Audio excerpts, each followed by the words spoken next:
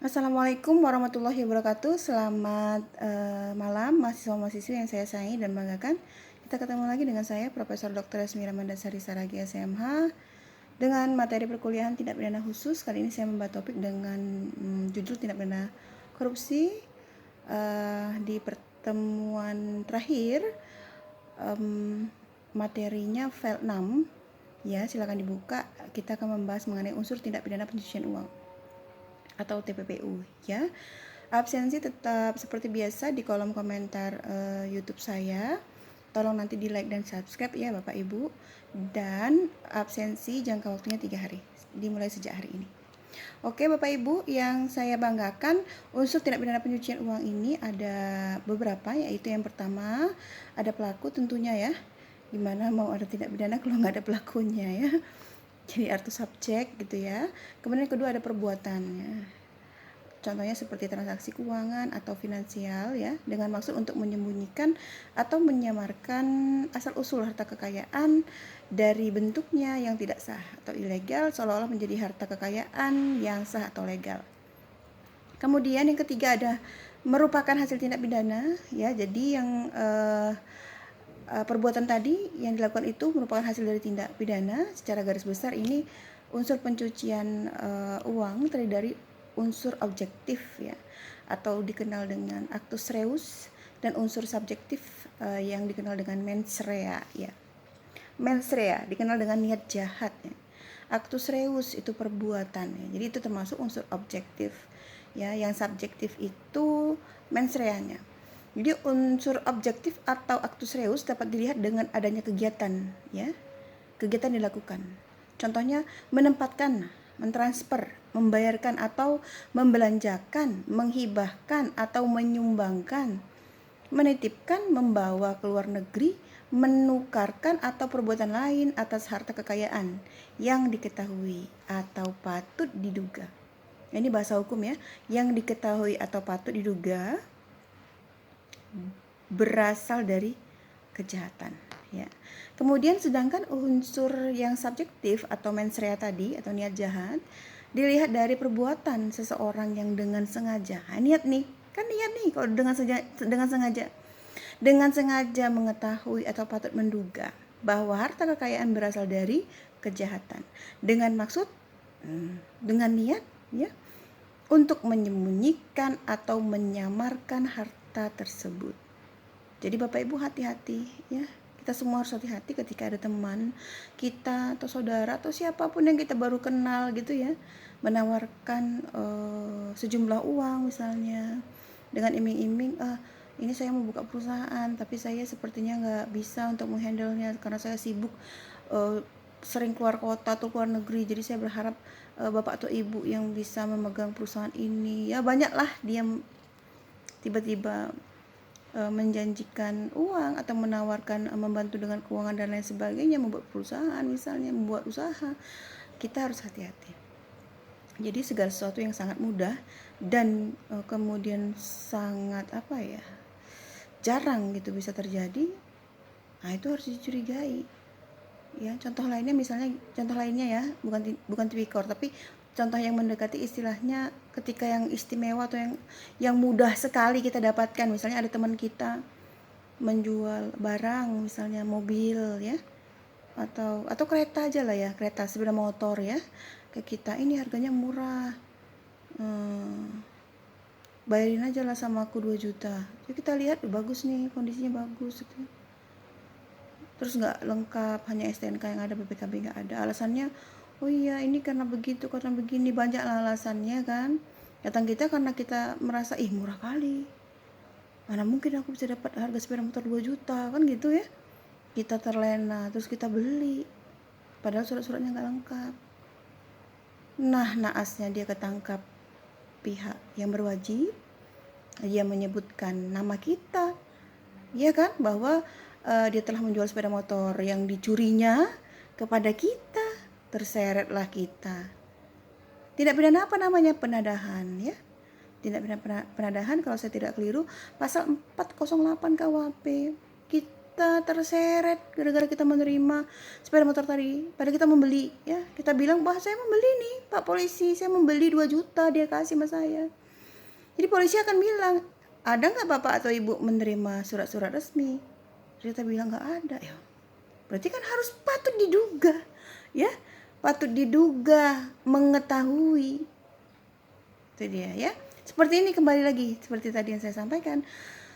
Unsur dari subjektif atau mens rea dilihat dari perbuatan seseorang yang dengan sengaja mengetahui atau patut menduga, ya, bahwa harta kekayaan berasal dari kejahatan dengan maksud untuk menyembunyikan atau menyamarkan harta tersebut, ya. Jadi hati-hati Bapak Ibu, semua kita harus hati-hati, bukan hanya Bapak Ibu tapi saya juga, ya. Oke, kemudian ketentuan yang ada dalam Undang-Undang Nomor 8 Tahun 2010 tentang terkait perumusan tindak pidana pencucian uang menggunakan kata setiap orang, Bapak Ibu, ya. Setiap orang, jadi nggak pilih-pilih, ya. Yang namanya setiap orang berarti semua bisa kena, ya. Di mana dalam pasal 1 angka 9 ditegaskan bahwa setiap orang adalah orang perseorangan atau korporasi. Jadi korporasi juga ikut, ya. Nah, sementara pengertian korporasi terdapat dalam pasal 1 angka 10. Ya, dalam pasal ini disebutkan bahwa korporasi adalah kumpulan orang dan atau kekayaan yang terorganisasi, baik merupakan badan hukum maupun bukan badan hukum. Jadi korporasi bukan hanya badan hukum aja yang kena, Bapak Ibu, yang bukan badan hukum juga kena, ya. Sementara itu yang dimaksud dengan transaksi menurut ketentuan dalam undang-undang ini adalah seluruh kegiatan yang menimbulkan hak, ya, atau kewajiban atau menyebabkan timbulnya hubungan hukum antara dua pihak atau lebih. Adapun transaksi keuangan diartikan sebagai transaksi untuk melakukan atau menerima penempatan, penyetoran, penarikan, pemindah bukuan, ya, pentransferan, pembayaran hibah, sumbangan, penitipan dan atau kegiatan lain yang berhubungan dengan uang. Ini uang ini memang katanya kita kenapa itu uang adalah segala-galanya, ya kan? Ternyata ada yang bilang juga, wah, uang itu bukan segala-galanya, tapi kalau nggak ada uang piye, ya. Oke, ya, Bapak Ibu, transaksi keuangan menjadi unsur tindak pidana pencucian uang adalah transaksi keuangan yang mencurikan atau patut dicurigai, ya, baik transaksi dalam bentuk tunai maupun melalui proses pentransferan atau pemindah bukuan, ya. Kemudian transaksi keuangan mencurigakan menurut ketentuan yang tertuang pada pasal 1 angka 5 Undang-Undang Nomor 8 Tahun 2010 adalah transaksi keuangan yang menyimpang dari profil, karakteristik atau kebiasaan pola transaksi dari nasabah yang bersangkutan. Nah, ini pihak bank harus jeli, ya, dalam melihat transaksi dari para nasabahnya. Kemudian ada transaksi keuangan oleh pengguna jasa keuangan yang patut diduga dilakukan dengan tujuan untuk menghindari pelaporan transaksi yang bersangkutan yang wajib dilakukan oleh penyedia jasa keuangan sesuai dengan ketentuan undang-undang, ya. Jadi transaksi keuangan dilakukan maupun yang batal dilakukan dengan menggunakan harta kekayaan yang diduga berasal dari hasil, ya, tindak pidana, atau transaksi keuangan diminta oleh PPATK untuk dilaporkan kepada pihak pelapor, untuk dilaporkan oleh pihak pelapor karena melibatkan harta kekayaan yang diduga berasal dari hasil tindak pidana. Jadi menyebutkan tindak pidana pencucian uang salah satunya harus memenuhi unsur adanya perbuatan melawan hukum, ya, atau actus reus, ya kan, sebagaimana dimaksud dalam pasal 3 Undang-Undang Nomor 8 Tahun 2010, di mana perbuatan melawan hukum tersebut terjadi karena pelaku melakukan tindakan pengelolaan atas harta kekayaan yang merupakan hasil tindak pidana. Jadi pengertian tindak pidana diuraikan pada pasal 2 Undang-Undang Nomor 8 Tahun 2010, ya. Perlu dijadikan catatan, Bapak Ibu, bahwa dalam pembuktian tindak pidana pencucian uang nantinya hasil tindakan pidana merupakan unsur delik yang harus dibuktikan, ya. Pembuktian apakah benar atau tidaknya harta kekayaan tersebut merupakan hasil tindak pidana adalah dengan membuktikan adanya tindak pidana yang menghasilkan harta kekayaan tersebut. Tindak pidana apa itu yang menghasilkan harta kekayaan tersebut? Apakah tindak pidana korupsi? Apakah illegal logging? Apakah human trafficking? Ya, dan lain sebagainya, atau tindak pidana narkotika atau psikotropika, ya. Bukan untuk membuktikan apakah benar telah terjadi tindak pidana asal. Jadi kita nggak membuktikan nanti ketika mau pembuktian tindak pidana pencucian uang ini, yang kita tekankan adalah unsur delik, ya, pembuktiannya apakah benar atau tidak harta kekayaan tersebut merupakan hasil dari tindak pidana, ya. Kita membuktikan adanya tindak pidana yang menghasilkan harta kekayaan tersebut. Jadi bukan untuk membuktikan apakah benar telah terjadi tindak pidana asal. Kita nggak membuktikan itu. Misalnya contohnya hasil dari tindak pidana, kita anggaplah ya dia pengedar misalnya. Dari hasil dari tindak pidana narkotika dia sebagai pengedar, uangnya banyak gitu misalnya. Atau karena kita tindak pidana korupsi, saya contohkan lah ya.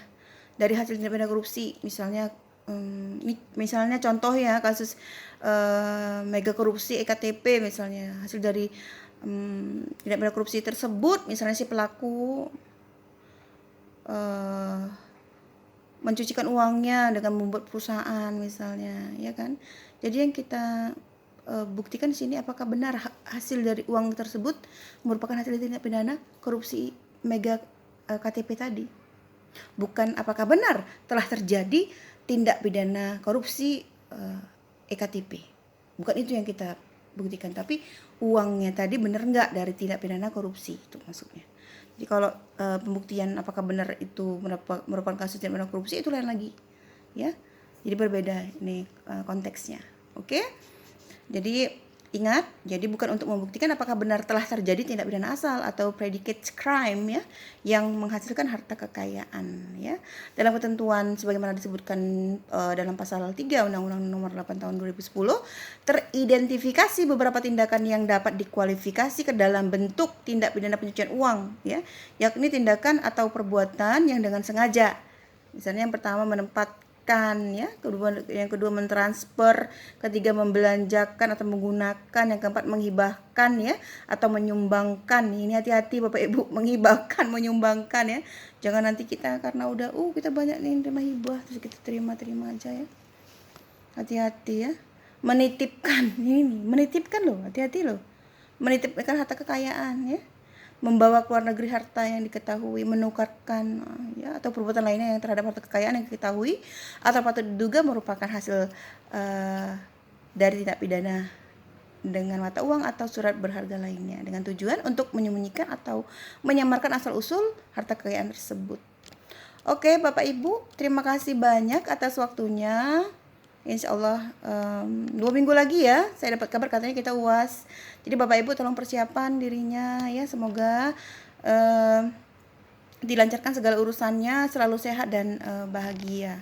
Ya insya Allah kalau semuanya rajin di kelas saya, absensinya rajin, kemudian ikut UAS, ya, nilainya bagus, ya, nilai UASnya insya Allah.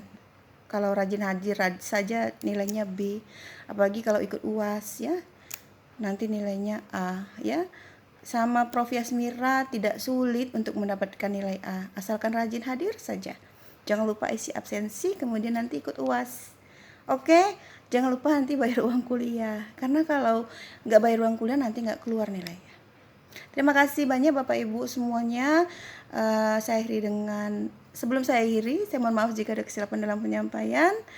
Saya akhiri dengan wassalamualaikum warahmatullahi wabarakatuh.